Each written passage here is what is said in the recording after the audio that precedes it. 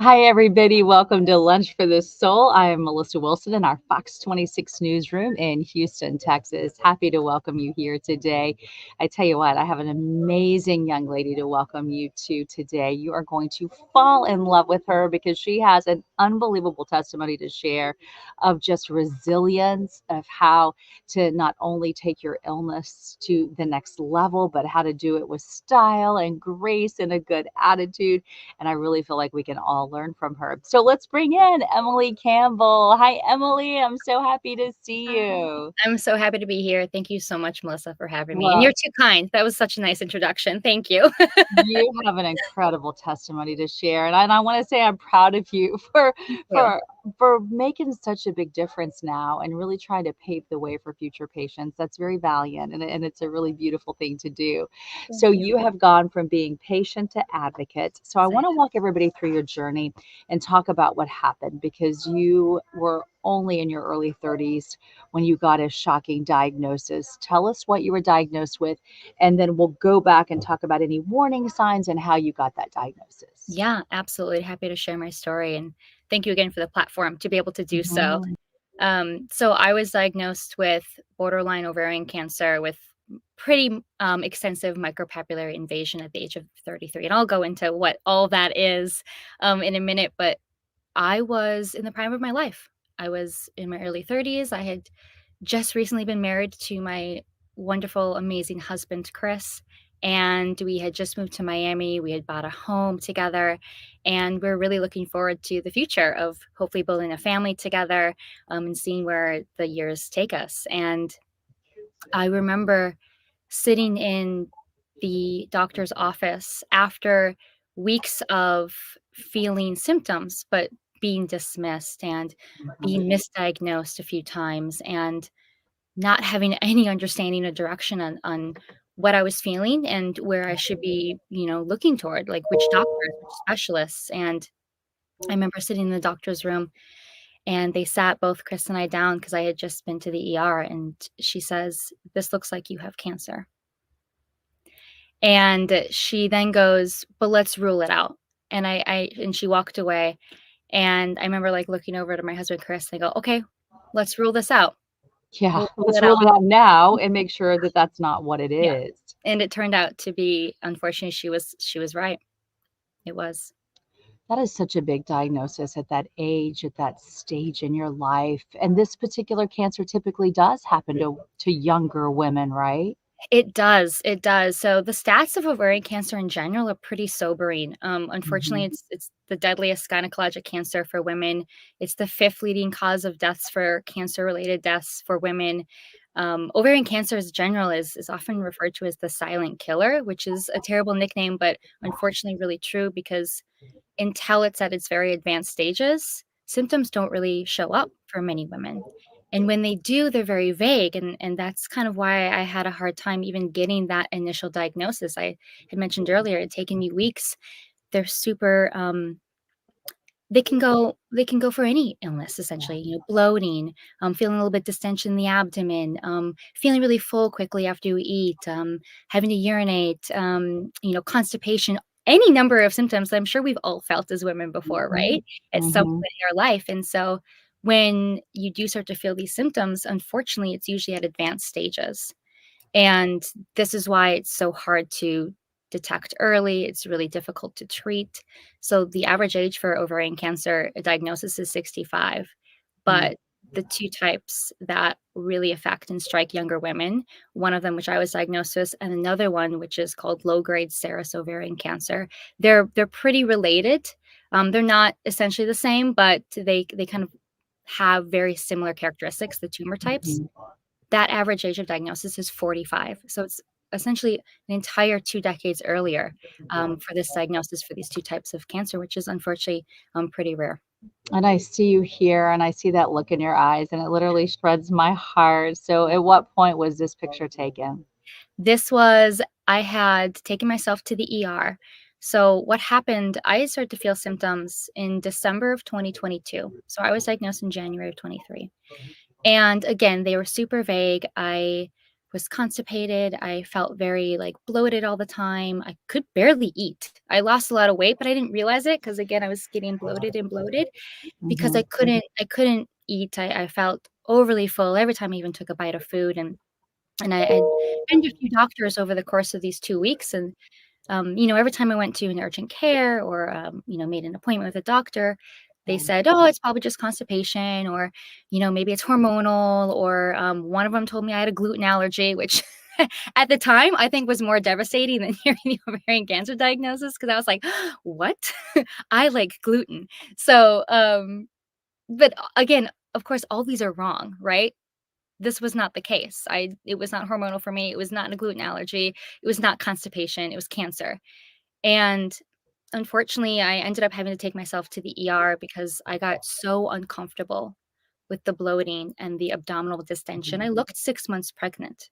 I got to the ER, and the first thing they asked me was, "Have you taken a pregnancy test?" And I had to, like, tell them, "Yes," because every doctor I've been to so far has also asked me to do so, and I'd say, "Yes, I have. I know I'm not."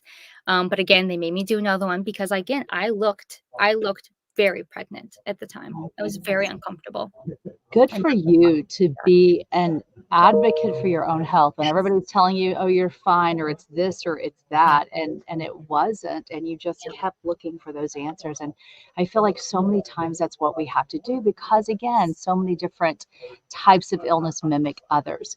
So yes, let's go on and talk about what happened. So you had to have major surgery. Again, you were in your childbearing years, you had the future to look forward to, yes. thinking you were going to have children. Tell us about your surgeries because those were biggies. Yeah, and the surgery was also pretty unexpected, going into the ER and then being told it was cancer that night, and I was admitted to the hospital on a Wednesday evening, and I had the surgery the following Tuesday morning. So I was in the hospital for about 6 days beforehand, and leading up to the surgery, again, the doctors with ovarian cancer, it's very difficult to treat and detect early because there's no way of actually biopsying the tissue without doing a surgical biopsy. So you have to have surgery in order to get that tissue, in Mhm, order to get, like, true diagnosis. mhm, And they weren't sure how extensive it was gonna be. They could see I had ran some additional tests, some MRIs and CT scans, and they could see masses. They knew that there was a mass. There's 2 significant masses in my pelvic region, but they didn't understand how extensive those were until they had to go ahead and go in physically to my body and look. And I had to sign a waiver before the surgery, essentially saying take as much as you need to out of the tumor, but if more needs to be taken out, like organ-wise, then I have to let them know that, yes, that can happen. And so I went into the surgery not knowing if they were just gonna take out the tumors and be done, or if I was gonna lose all my reproductive organs, or what was gonna happen in between. mhm. And so I remember waking up from the surgery, and unfortunately, I asked my husband, I said, "Did they take everything?" And he said they took everything. And so a radical hysterectomy is essentially, the entire uterus and a little bit of the cervix. A bilateral oophorectomy is each ovary. So an oophorectomy is the ovary. And there's like a fatty tissue that protects and covers the reproductive organs. Every woman has it. That's called the omentum. They had to take that out as well. So it's essentially total hysterectomy. So I had lost the uterus, the cervix, the fallopian tubes, and both ovaries in that Mm. 90-minute operation. And I see you here, and this it looks like it's probably not long after your surgery. Yeah. And look at you, you just have your bandages on and you're smiling. How did you do that? How did you go through that loss that quickly? Obviously, you're still healing and you're still obviously doing everything you can to have a good attitude about it.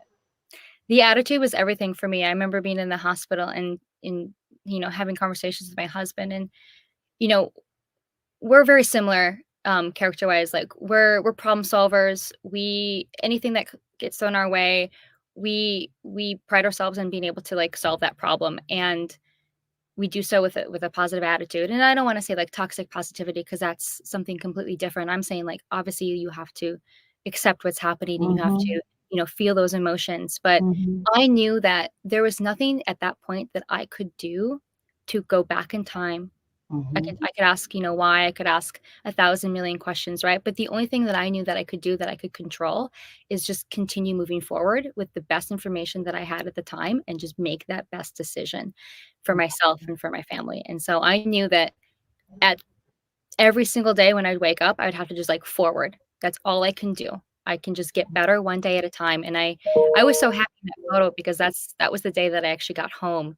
I, the surgery was it's really miraculous when you think about, it was laparoscopically done, so that's with Mhm. essentially a robot. So it was just Mhm. 5 little incisions across the abdomen, much different than the traditional surgery where, Mhm. it's a really large incision down the center of the abdomen. So this is, the surgery, that many women are going toward. It's still not the go-to type, but I was really lucky. I had one of the top gynecologic oncologist surgeons, in South Florida, in the US, essentially, and he, did it robotically. So I was lucky enough to have an easier time with recovery. Easier is obviously, relative because it took months. It was months of recovery, Well, physical you therapy and everything. So yeah. like you said, you went through it, you tried to have a good attitude, you allowed yourself to have those tough emotions, which is really good, it's so important in that, but then you decided this isn't just about me, it's for paving the road for women to come. So that's where you and your husband Chris come in to coming up with a foundation. First of all, let's introduce your honey. I know you sent me a picture. Here you go, There he everybody. is, yay! Oh, there's the And loving his hilarious honey. T-shirt that he Uh, surprised me with. I love that. Look at that. Oh, that is great. All I got is this lousy t-shirt. I love Yeah, that. Okay, so there he is. He obviously has a really good sense of humor. So tell me about your foundation and how you came up with the idea. And I love the name, by the way. So tell thank everybody you, about that. thank you. We had a really great time coming up with the brand and the name as well. Throughout this process, through diagnosis and surgery, and we essentially, also received second and third opinions, and it was over the span of, let's say, 6 to 8 weeks. And we realized that there's a dearth of information, both for patients and also for physicians.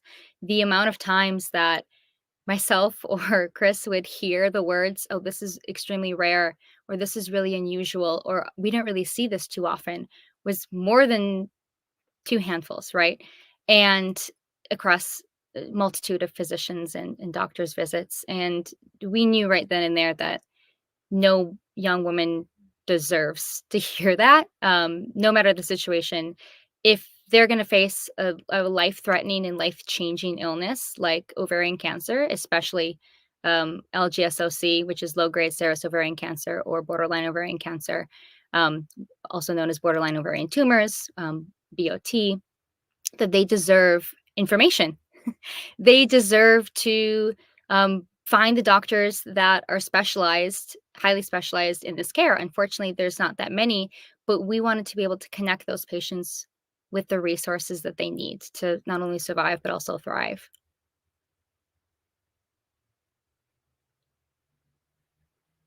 How did you come up with not these ovaries? It was one of those moments where we wanted something catchy.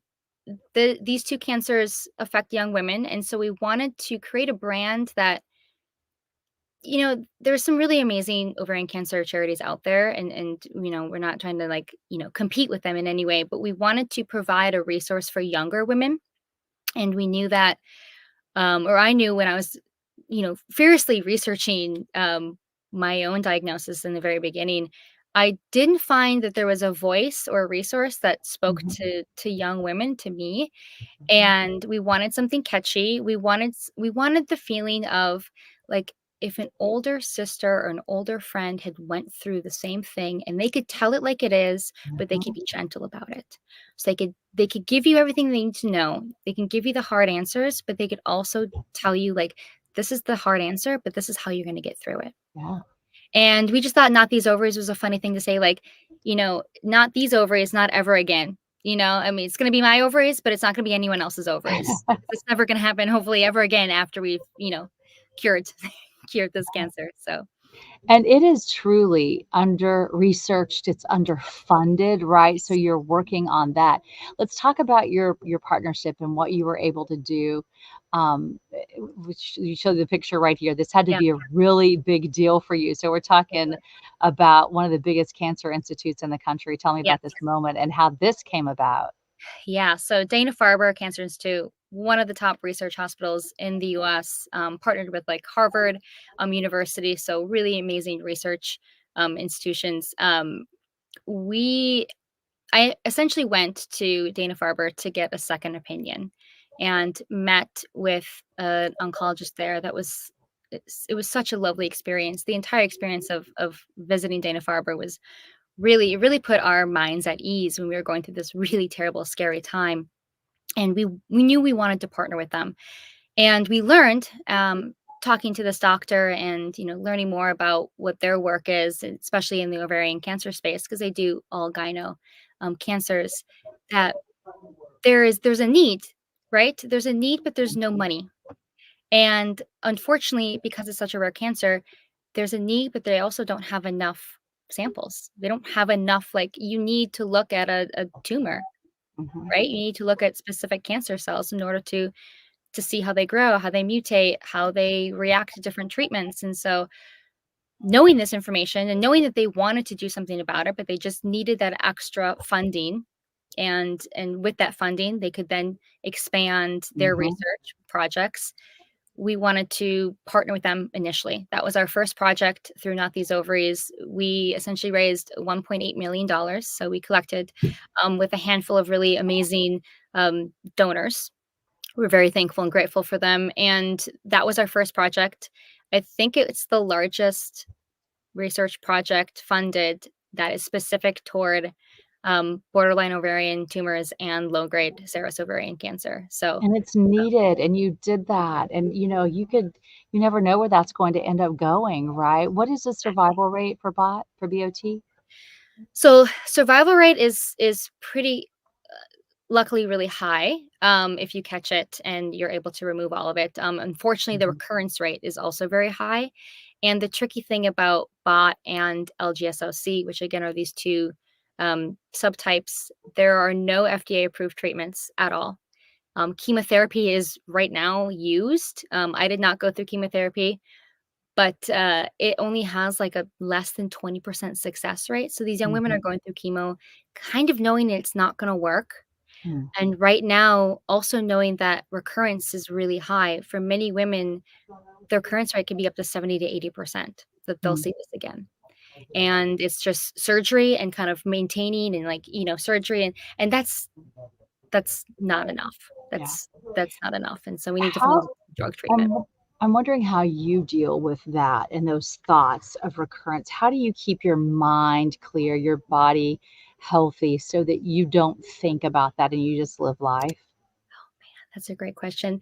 Uh, my husband and I call it the year of yes. We're in the year of yes. Right. Because it was early last year when I was diagnosed and went through the surgery and unfortunately like went through months of recovery. And at this point, we're just saying like whatever comes our way, we're gonna say yes to it. We're just gonna enjoy life as it is. We know how fast life can fly by. We know how precious Mhm, it is. mhm, Um, unfortunately, like in the very beginning, I was told a different prognosis than what I do have now. I was mhm, told that I was only going to have a 50% chance to live. And again, this doctor didn't have all the information, but that was what I was told. And mhm, e even if it's not true, which it is not, and mhm, I'm grateful for that, I still heard it. I still experienced that. When you sit down and you hear that and you're mhm. told that at this age, um, it kind of it changes how you look at life. Yeah. It gives you an opportunity to say, like, "I can do something now with this information, like, this was terrible for us. Mhm, This will always be terrible for any woman that goes through this, but if I can take what we went through and mhm. create something positive out of it, then that's exactly how it should have happened." It's huge. Now I understand you're taking this even a step further. You're developing a doctor directory Yes. to make sure that others can find the help they need because, like you said, it's so rare that doctors may not be able to help somebody if they don't know about it. Yeah, and unfortunately, even when you look at ovarian cancer or all gyno cancers in general, I think the stat is like 60% of women in the US do not have a gynecologist in their county. A gynecologic oncologist, I should say, in their county. 2 states alone have 0. So people who are living in these states, young women who are living in the states, if they are feeling these symptoms, they don't they're going to a primary doctor and they might not have any information and they might not be able to Mhm, have the resources to find a gynecologic mhm, oncologist. mhm. And so our doctor directory is hopefully going to solve that problem. It's going to have all of the gyno oncologists in the U.S. There's about 1,500 of them, and of course they're more concentrated in larger metro areas, Yeah, but yeah. they are there, and it's going to have also like a list of the insurance providers, Mhm. reviews, the different like locations that All the that info, they it's put huge. that up. Yeah. Well, we're running out of time, so I just wanna talk quickly about you even got restaurants on board to help you. I love that Yes. you have all of these people who are backing you, they're all into this, they're all trying to make a difference. How meaningful is that, and what difference do you think it will make? Oh man, I hope a huge difference. And this is a restaurant here in Miami. They're key restaurants. They're all over the US. There's one in Vegas, there's one in New Mhm, York as well. And this is also for awareness. mhm, I think the stat is 90% of women who are diagnosed with this cancer have never even heard of it mhm, before. mhm, I would argue that it's probably higher, 99% maybe. And mhm. offering the chance to just put this out for women to like understand and Yeah, to know like, oh, if I'm feeling these symptoms, and also just to advocate them for mhm, themselves, mhm, whether or not it's ovarian cancer, whether or not it's any kind of cancer, just to know that you know your own body. The yeah. healthcare system is confusing and it can be really intimidating, but to just continue to advocate for yourself is the most important part.